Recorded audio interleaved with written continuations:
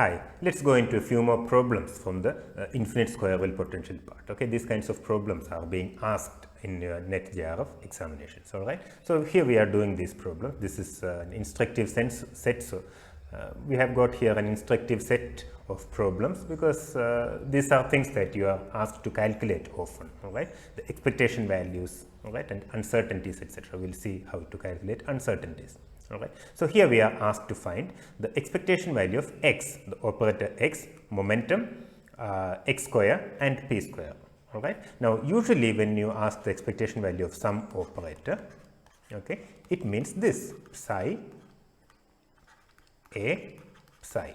All right. Now, if you can write this psi in terms of the eigenvectors of A, all right, if you can write this psi in terms of the eigenvectors of A, then it's easier, all right, it's easier. Then we can simply write it as summation I, the expectation value is summation I, modulus of Ci square Ai, okay, where Ai's are the eigenvalues, all right, or we have to just do this integration, okay, or this complete calculation. Sometimes it's a summation, sometimes it's an integration, okay.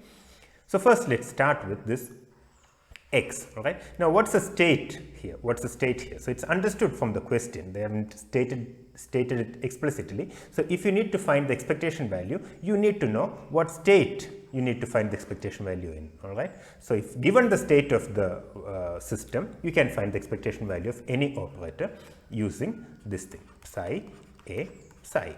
All right. So, here they are asking us to use the states as the eigen functions of Hamiltonian, okay, or let's just say energy eigen functions,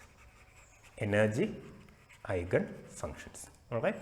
So, the question is actually this: if the system is in an energy eigenstate, all right, let's say the nth energy eigenstate of the nth energy eigenstate, then what are the expectation values? So, we are trying to derive general formula for the expectation values of operators, okay, position, momentum and the square of position and momentum operators will derive general values if it's in the nth energy eigenstate, okay, that's what we'll do. So, the first thing we'll do this thing, okay, I'll do this in some detail, I'll explain every step for the first part. The rest of them, the calculation is very similar and I won't be going into all the steps, so you can do that. So, first one I'll do in some detail.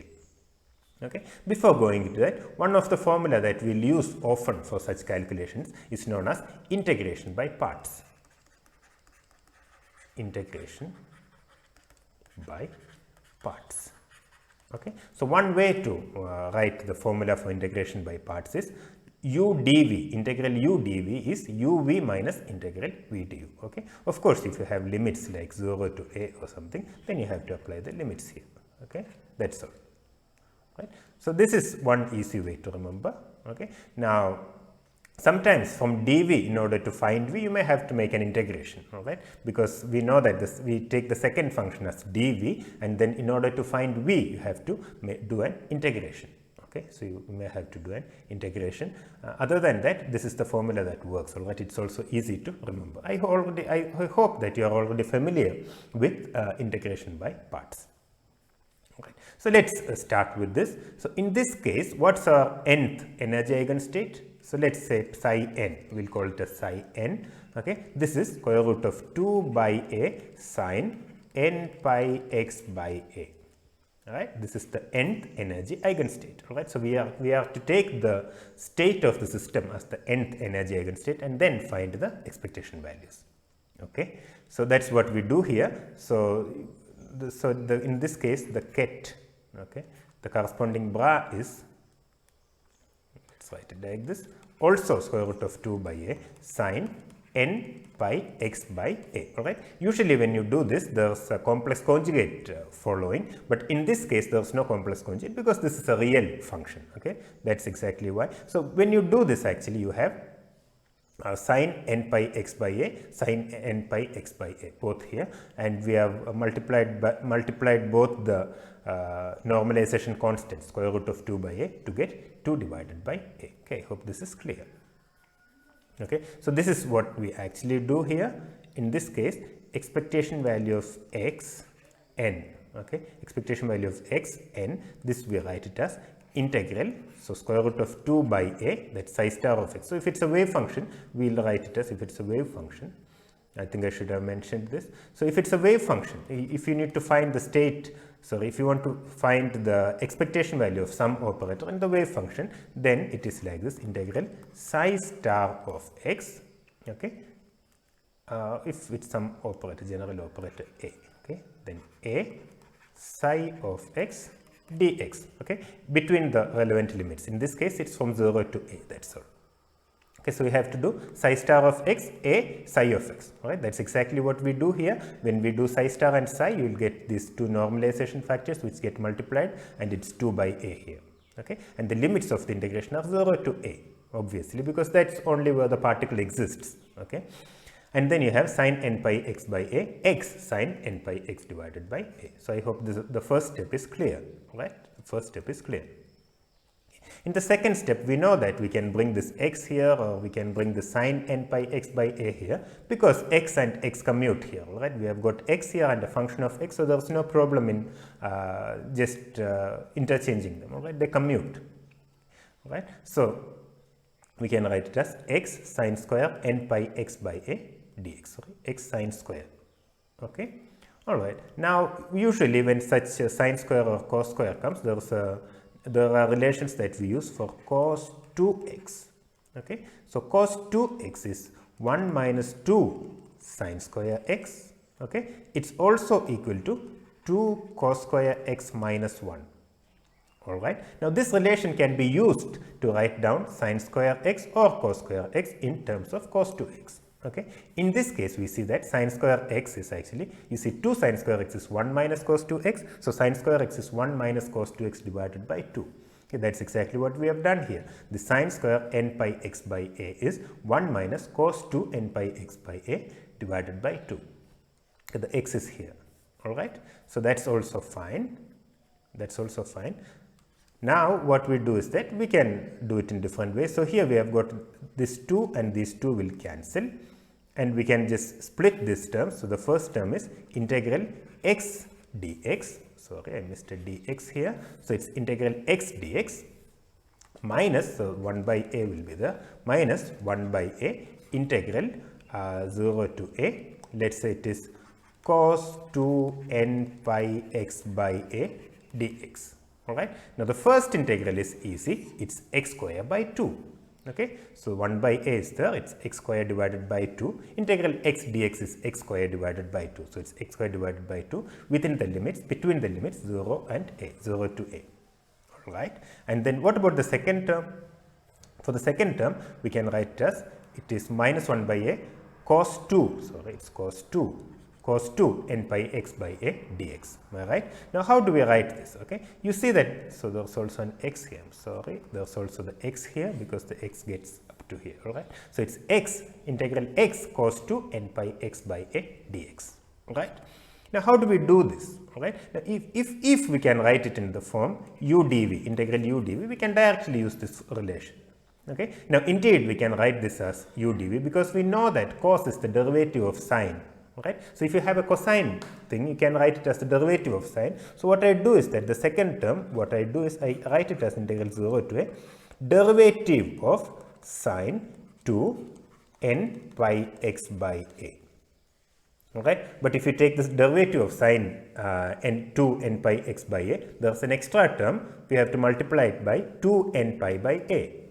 Okay, so in order to get exactly this, there's also a constant here, that is a divided by 2 n pi. So you can check that the derivative of this exactly gives you cos 2 n pi x by a. I hope this is obvious, because the derivative of sine 2 n pi x by a is cos 2 n pi x by a multiplied by 2 n pi divided by a. Okay, that's the usual way we do that. So in order to cancel that term, we write it as a divided by 2 n pi. All right. You could as well simply integrate this term to find what we call as v. All right, you can consider this as dv. Okay, you could as well consider this as dv. You could as well consider this as dv, and then integrate this to find v. Okay, both are the same. So this I write as minus 1 by a integral 0 to a x d of a by 2 n pi sine 2 n x pi by a. Now I have written it exactly in this form. Okay, it's integral u dv. So it's uv minus integral v du. Okay. Before that, we can actually apply the limits here. It's a square by 2 minus 0. Okay, apply the limits here. It's a square. First, apply the upper limit. It's a square by 2 minus 0. Okay, and then we can use, for this part, we can use the formula uv minus integral v du. Okay, what will that become? What do we expect that to become? This will be x a by 2 n pi sine 2 n pi x by a, that's uv with integral limit 0 to a, minus integral 0 to a v du, that is a by 2 n pi sine 2 n pi x by a dx. Okay, that's exactly what we have here. So the first term, when you apply the limits, it becomes 1 by a square by 2 minus 0, and the second term it becomes minus 1 by a. This is uv. All right, uv between the limits 0 to a minus integral, this is simply v du. Okay, uv minus integral v du. All right, this is simply, as I said, integration by parts. Now, if you are already familiar with doing it in some other way, just use that way. All right, you can do it in any which way you like, but you have to use integration by parts. You have to be familiar with this technique of integration by parts. Integration by parts. Okay. So if you are not already familiar with this, you should familiarize yourself with this, because in your examinations you may have to do some such integrations rather quickly. This integration by parts appears very often, especially when we find these expectation values. All right. Okay. All right. Now we just apply the limits. This becomes simply a by 2 and minus 1 by a. When you apply the limit a here, all right, it's 2n a by a. So it's sine 2n pi. When you apply the upper limit, it's sine 2n pi, which is 0. Right? And sine 0 is also 0. Other than that, when 0 appears here for x, it becomes 0. So the first term, when you apply the limit, simply becomes 0. Okay? What happens to the second term? You integrate this now. I have pulled this a by 2n pi outside. What's the integration of sine n pi x by a? What's the integration of sine n pi x by a? Obviously, we know that the integration of sine x is minus cos x. So that is minus cos n pi x by a divided by n pi by a. Right? That's the usual formula for integration. Oh, there's a 2 I missed here, I think. Okay. So there will be a 2 appearing everywhere. Am I right? Yeah, there's a 2 I missed here. Okay. But here it appears again magically, so we are fine. So it's minus cos 2 n pi x by a divided by 2 n pi by a, or rather multiplied by a by 2 n pi. Now if you apply the limits here, it becomes cos 2 n pi. This term becomes cos 2 n pi minus, okay, cos 0. Okay, cos 2 n pi minus cos 0, which is again 0, because cos 2 n pi is 1. All right, cos 0, cos 360, all these things are 1. All right, so this is also 1. So this is 1 minus 1, and this term is also 0. All right, so we actually see that the only contribution comes. We did all this to get an answer 0. Right, the contribution comes only from these terms, and the answer is a by 2. It's a by 2. All right, so you see that irrespective of which energy eigenstate you are in, whether it's in the first excited state or the ground state or some higher excited state, always the expectation value of x is a divided by 2. You see there is no n appearing here. Okay? So this is a general result. If you want, you can keep it in your mind. All right, it's in a square well potential. If you are using the state as the eigenfunctions of the energy eigenfunctions of the square well potential problem, then the expectation value of x for any energy eigenstate is simply a by 2. All right, maybe you can remember this, and it makes life easier. All right, you may be able to answer a quick question directly without doing all this calculation. You see that it's independent of which energy eigenstate it is in. All right, it's independent of n. Okay, so this is a good result. Whichever energy eigenstate you are in, the expectation value of position is always a by 2. Okay. Now, if you want, you can remember it. It may be helpful for your examination. It's a by 2. It's easy to remember. Okay. You can remember it as remember it as one of the formula to remember. Okay. All right. Now for the first problem, I have explained in detail all the steps that goes into calculating the expectation value. All right. The other problems will just go over quickly, and you actually have to try doing it and practice these steps. Okay. The next we find the expectation value of x square. Okay. So we do exactly the same thing. All right.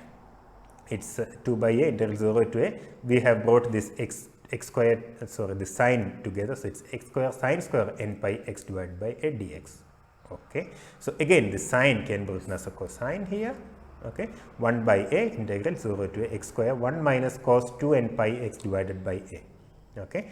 I hope this is also fine. And again, we have separated these terms. It's integral x square, which gives you a square.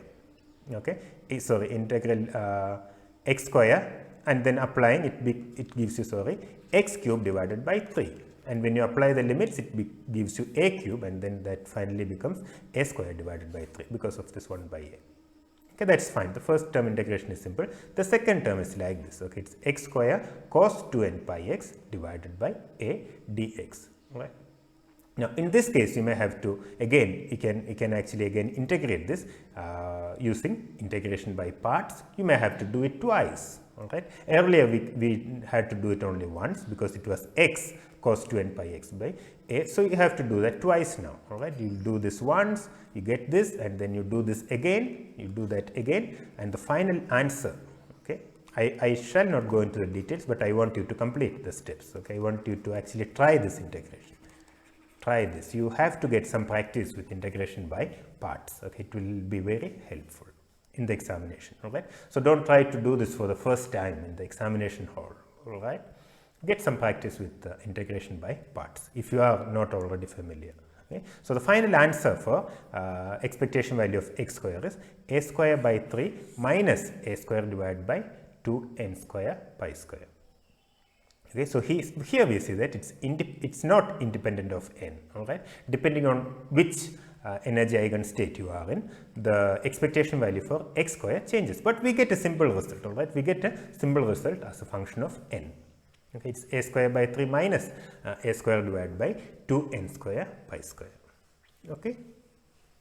Next, I leave it to you to find expectation value of p. All right, you know this thing, so you just do minus ih cross dou by dou x for p, and then they take the derivative and all that, and then you will get the result. All right, it's a simple result.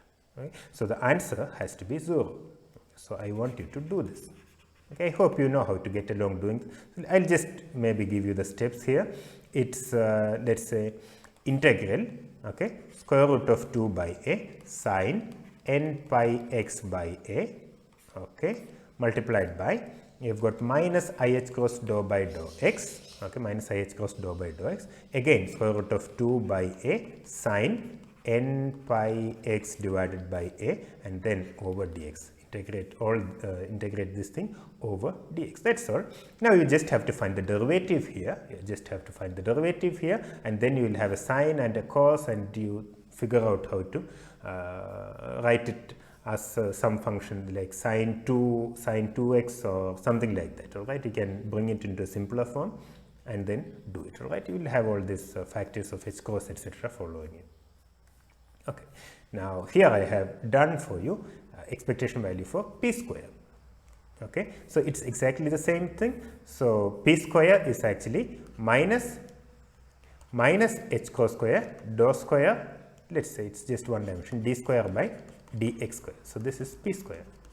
Okay, so that h square minus h square I have pulled outside, so it's sin star of x d square sin of x by dx square dx. All right, now we can do it in a rather quick manner, because this d square by dx square we can just check. Okay, what psi n is square root of 2 by a sin n pi x by a, right? All right, sin n pi x by a. What's d psi n by dx?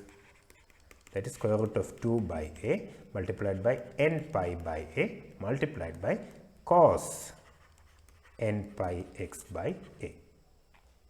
Right? If you do once more, d square psi n by dx square becomes, it's square root of 2 by a n pi by a square, and then it becomes sin n pi x by a, except that you have minus sign because the derivative of cosine is sine. Right? So you see that except for this factor of n pi by a whole square, what you have is exactly psi n. So this is minus n pi by a whole square, okay, and then what you have is simply psi n of x again. All right, it's simply again psi n of x. Okay, so you can combine these terms with this minus h cos square, so it becomes n square pi square h cos square by a square. This minus here will cancel with this minus. Okay, this minus here, and what we have is n square pi square h cos square by a square, and what you are left with is simply modulus psi n of x square. Okay, modulus psi n of x square. We already know this. This is 1.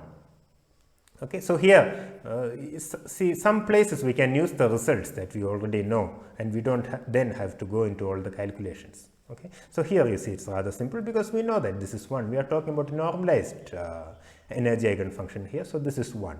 So it's n square pi square h cos square divided by a square. Okay, and we already know that the energy eigenvalues are n square pi square h cos square divided by 2m a square. Right, so here clearly this is 2m en, 2m en.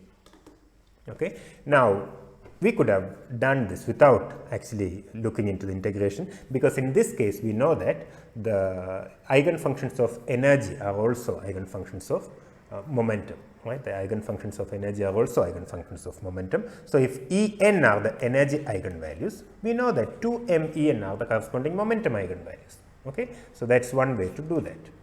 All right, 2m En are the momentum eigenvalues. We have seen this thing. P is equal to P square is equal to square root of 2m En are the momentum eigenvalues. P square is equal to 2me. We have seen this relation. P is equal to square root of 2me, etc. In this case, we can directly use that result to obtain the expectation value of P square as 2men. Okay. Now this is again something that maybe you can keep in your mind. Right? It's not very difficult because we already know the energy eigenvalue and we are familiar with the relation P is equal to square root of 2me. So you should get this. Okay. All right.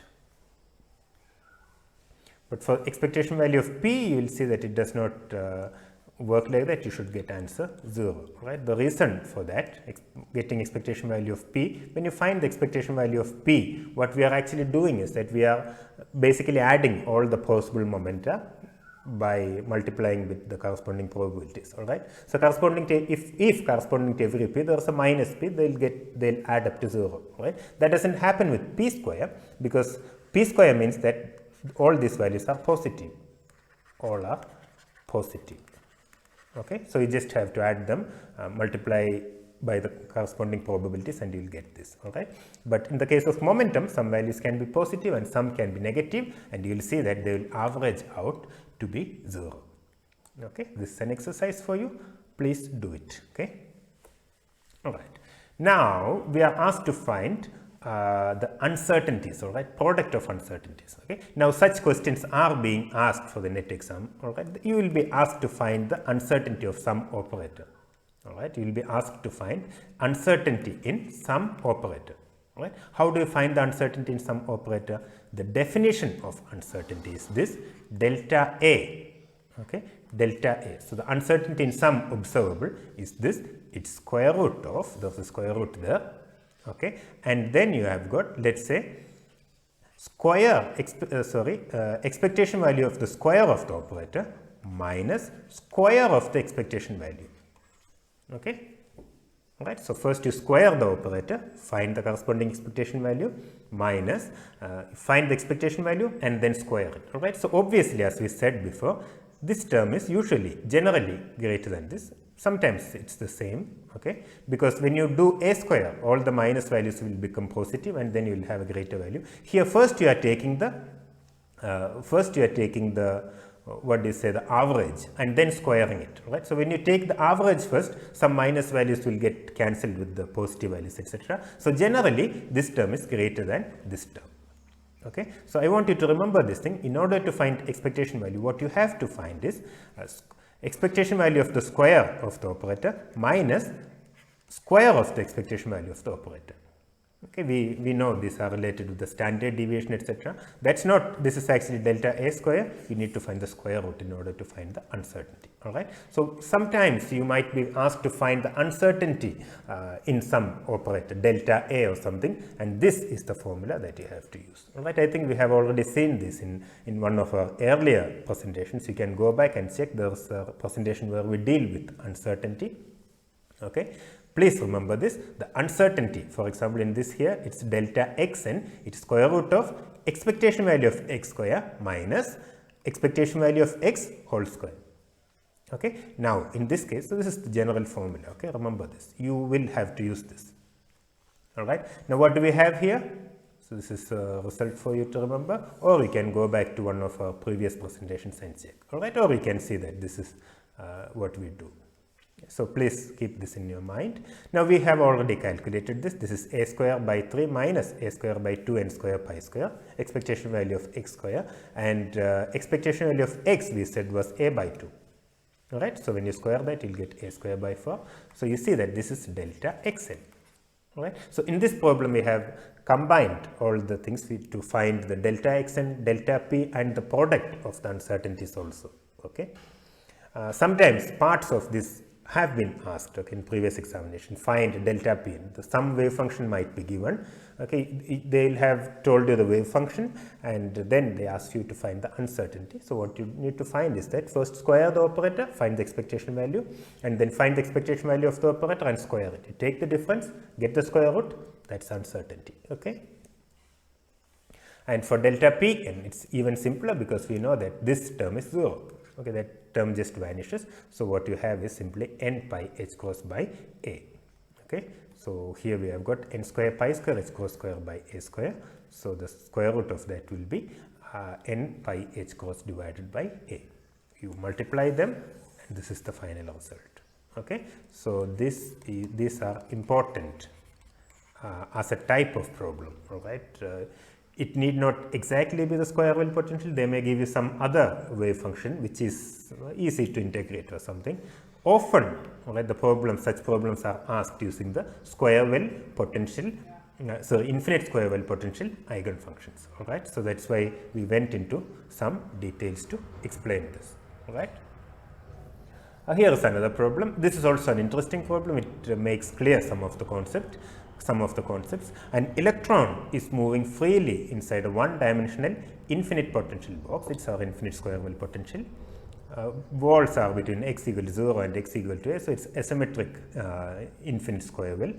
If the electron is initially in the ground state of the box, okay, and then here something is happening. If we suddenly quadruple the size of the box, okay, the right hand side of the wall is moved instantaneously from x equal to a to x equal to 4a. All right. So the width of the box goes from a to 4a. The width of the box goes from a up to 4a. All right. That's all. Initially we are given that the system is in the ground state of the infinite square wave problem. All right. It's in the ground state. So initial wave function is given, and something happens. All right. The wave function changes. Right. Now you are making the measurement. After making this change, after this change has happened, you are checking the what you need to find is the ground state of the new box. You need to find the ground state of the new box and the first excited state of the new box. All right. Not exactly the ground state of the new box. Calculate the probability of finding the electron in the ground state of the new box and probability of finding the electron in the first excited state of the new box. Okay, what does this actually mean? Right. So what happens is that initially the wave function is given, state of the system is given, and then you make a change to the system and the wave function changes. All right, and the wave function changes. All right, and then you make a measurement of the energy on the new wave function. You make a measurement of the energy, and then the question is what's the probability to find the ground state energy of the new box, okay, or the first excited state energy of the new box. All right, the solution goes like this. We know that initially the energy, it has a definite energy which is E1 pi square h cross square divided by 2 ma square. All right, and then the initial state of the system, it's given that it's in the it's in the ground state of the box, all right, the initial box. So it's square root of 2 by a sine pi x divided by a. So these are the details that are already given. Okay. Now what's the final state? Final state, we are talking about an infinite square wave with a width 4a. So instead of a, you put 4a and you get the final state. All right. So you see that E1 prime is pi square h cross square divided by 2m multiplied 4a square. Instead of a, you have 4a. Right. So it's pi square h cross square divided by 32ma square. So this is the what do you say, the ground state energy for the changed box, or for the quadrupled box, so to speak, or for the expanded box. All right. So this is the ground state energy for the expanded box. What about the wave function? All right. Again, you put a to 4a. All right. You know the wave function is square root of 2 by a sine n pi x by a. You put a to 4a, you will get the ground state, sorry, the general energy eigenstate for the expanded box. All right. So this is simply 1 by square root of 2a sine pi x by 4a. Right. So far it's fine. Right. We have answered a part of the question. Calculate the probability.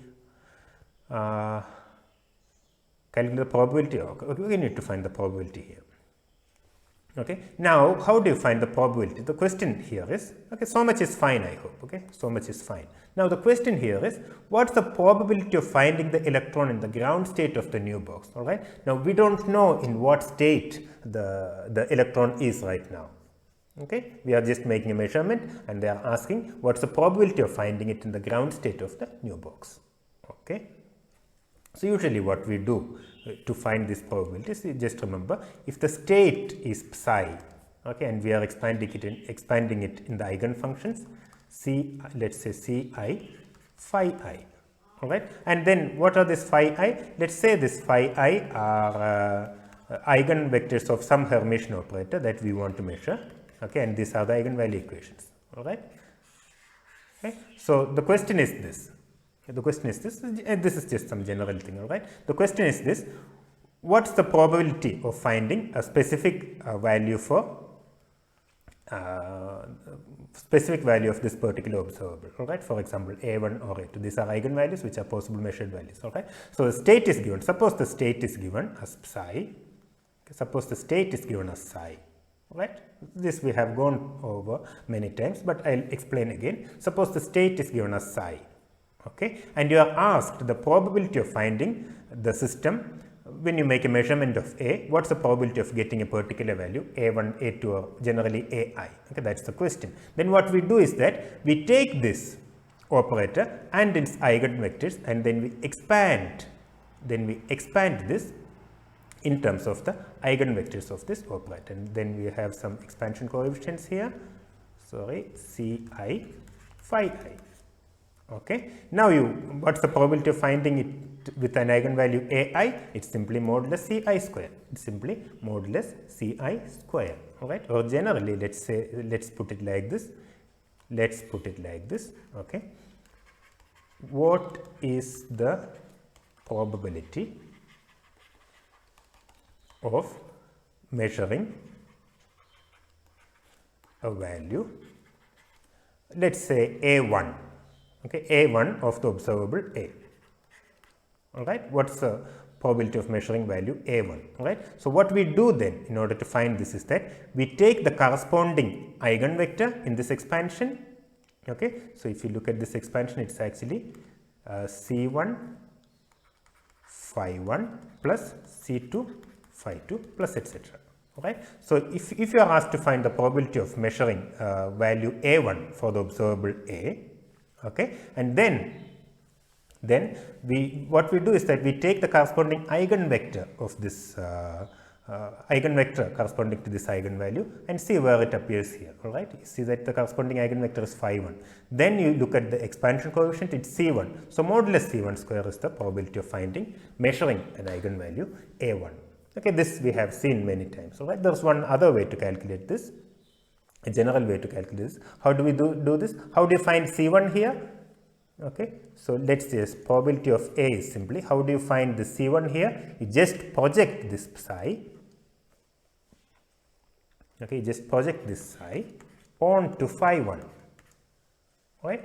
If you project this onto phi 1, what do you have? You get c1.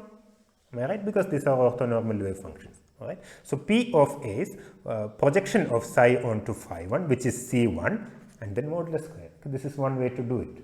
Right? Now, without knowing all these details, we can simply say that the expansion coefficient The expansion coefficient is simply the expansion coefficient corresponding to a particular eigenvector phi 1 is simply phi 1 psi. Okay, this is C1. All right. So the probability of finding a particular eigenvalue A1 is simply modulus C1 square, which is nothing but modulus phi 1 psi square. Okay. Now, now I think we have discussed these things. Now let's go into the problem. So the initial state is given to be phi 1. Okay. This is the initial state. This is phi 1. This is phi 1. Let me write it as phi 1, the initial state. All right, and this let's call it as psi 1. All right, the final state is psi 1. So not the final state we don't know. We are asked the probability to find it in the state psi 1.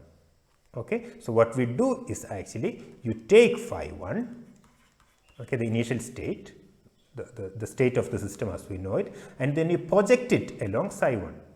All right, then you will get the expansion coefficient for it, and then you take modulus square, and then you will get the probability of finding finding the system with an energy value E1 prime. I hope this is clear. All right. Okay, so this is what we do.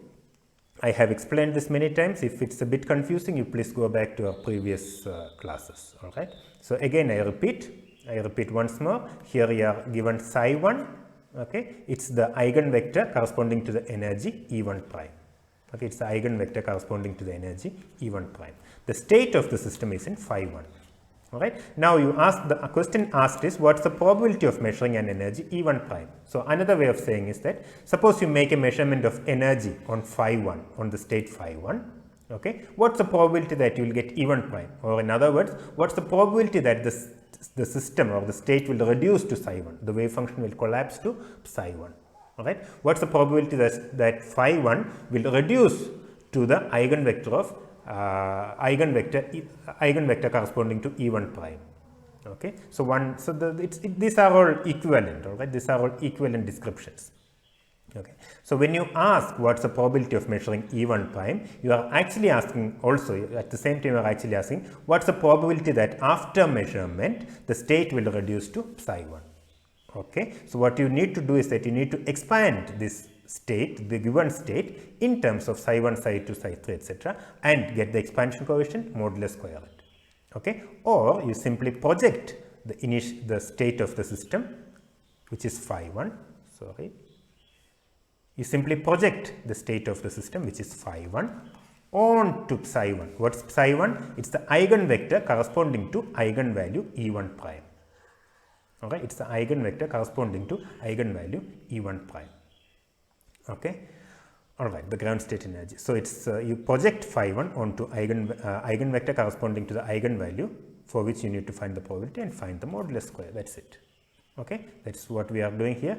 P of E1 prime is equal to psi 1 phi 1 modulus square. This will actually give you the expansion coefficient corresponding to the eigenvector psi 1. Okay, when you expand phi 1.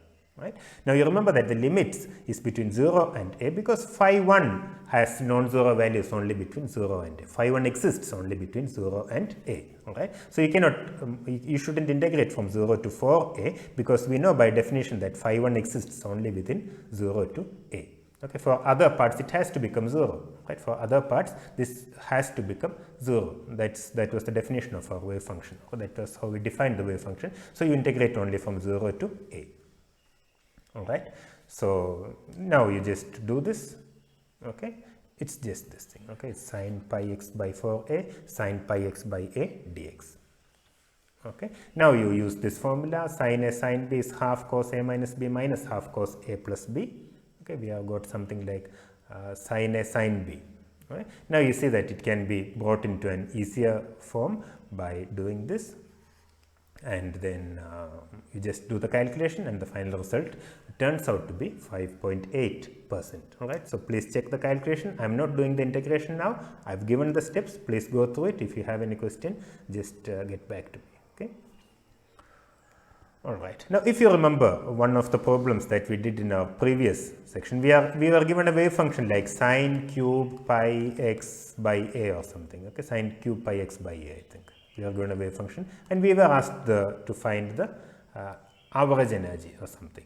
All right, we could have done it in a way similar to this, all right. They could also ask sine cube pi x by is the wave function. What's the probability that the measured energy is E3? They could have asked such a question also, right. So what we'll do is that we'll expand this thing in terms of the eigenfunctions of the energy, and you will locate the, in that expansion you will locate the eigenvector corresponding to the eigenvalue E3 and take the corresponding expansion coefficient, and you modulus square it and you'll get the probability. Okay. Now this all may seem a bit complicated at first, but we are actually directly applying the postulates. Okay. All right. Now, if the electron is in the first excited state of the new box, its energy and wave function are. Okay. So the second part of the question is, what's the probability to find it in the first excited state of the new box? Okay. What's the probability to find it in the first excited state of the new box? The calculation is exactly the same. Only thing is that you project now onto the eigenvector of eigenvector corresponding to the eigenvalue E2 prime. Okay. So I'll just write it down here for us to remember this. Okay. So if such questions are asked, okay, if such questions are asked, for example, what is the, so initially the state will be given. State is psi. Okay, initial state is psi. It may be given in some representation also, right? And the question is asked is, what is the probability of measuring and let's say some eigenvalue, okay, some eigenvalue, let's say A1 or AI, okay, of operator A cap, all right. It could be the energy, all right, as in this case it could be the energy, right. Now what do we do? What do we do to find this? Okay, if the question is what's the probability of measuring an eigenvalue AI of the operator of the observable represented by A cap, okay, of the